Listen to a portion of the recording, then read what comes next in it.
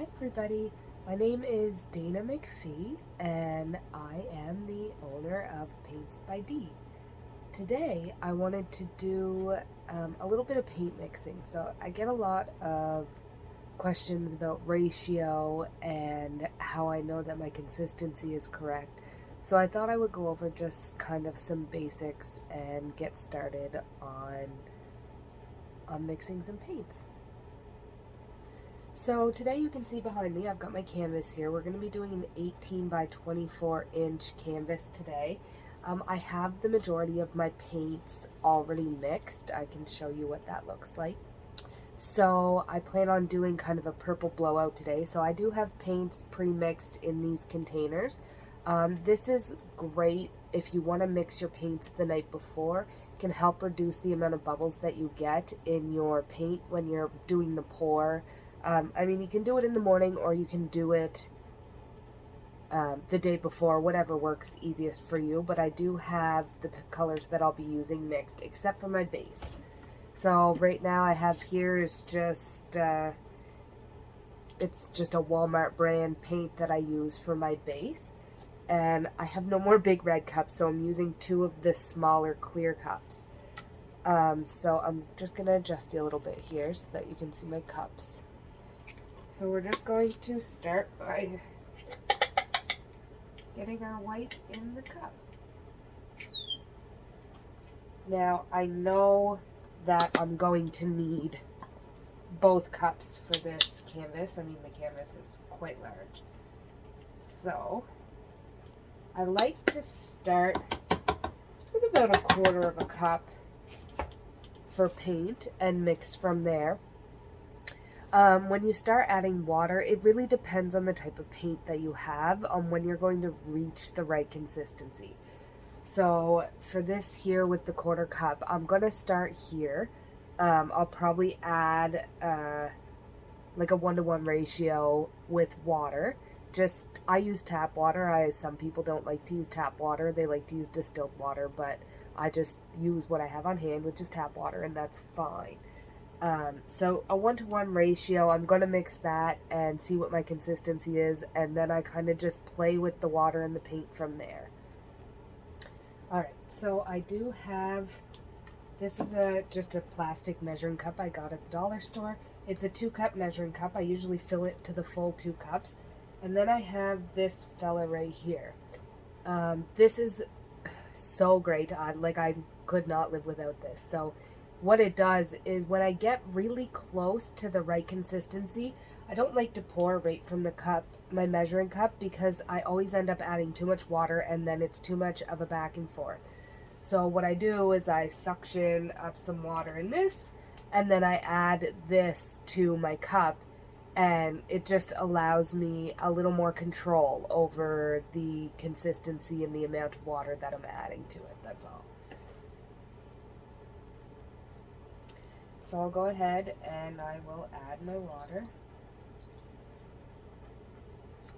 So I'm just, as you can see, it's about a 1-to-1 ratio. And we're just going to mix that. I use wooden stir sticks. Now, plastic stir sticks they would work better in reducing bubbles. So wooden stir sticks can add more air to your paint and can create more bubbles, which not everybody likes that. It really, if you're mixing your paints the day before, I don't think it really matters all that much because the bubbles will settle out on their own. But if you're like me and you're mixing your base right before pouring, I would prefer to have a plastic stir stick. I just don't have them right now. I get the boxes of these. I'll show you right here. I just get these big 300 count boxes for like $2 at the store, so it just works for now.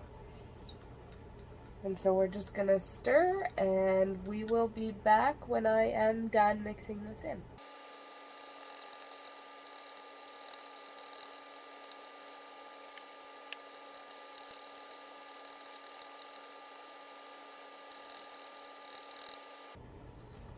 Okay, so I did end up adding a little bit more water. I'll see if I can bring this down and you can see in the cup.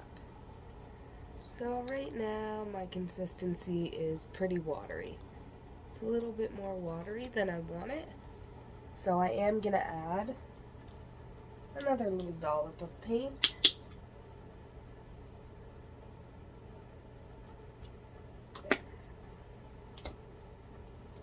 And we mix again.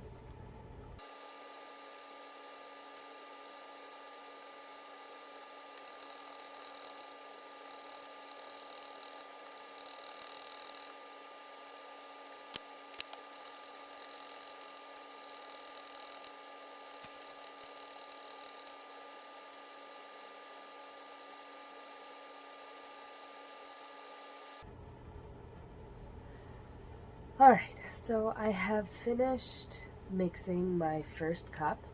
As you could see, I did add a little bit of paint along the way. So I do like to make it a little more watery than it should be, and then I add a little bit more paint and a little bit more paint.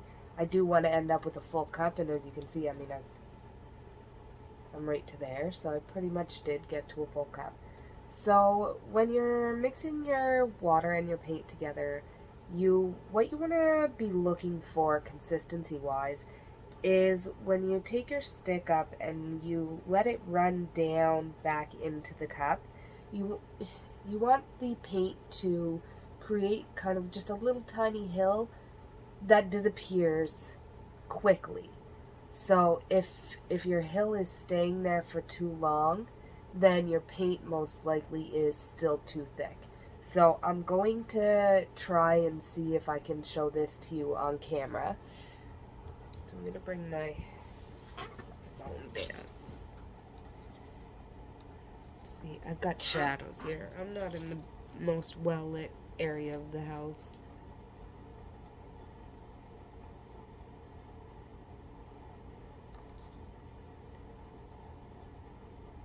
So you can see that it creates a little hill, but the hill is disappearing.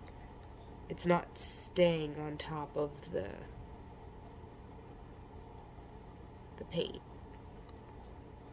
And that's pretty much the consistency that you want. So there's my little hill, and it doesn't stay. It dissipates rather quickly. So that is the consistency that you're looking for if you're doing a Dutch pour technique. Sorry, I'm a little shaky.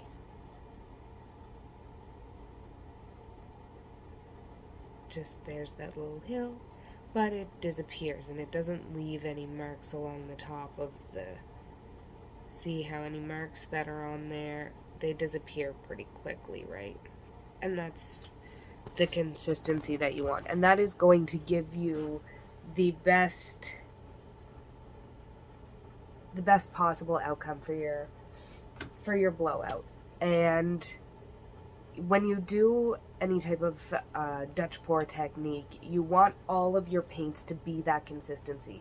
So if you have even one of your paints, like this paint for instance, if it wasn't the same consistency as my base and the same consistency as this bottle, it's not going to blow out the same. You're not going to get the results that you're looking for.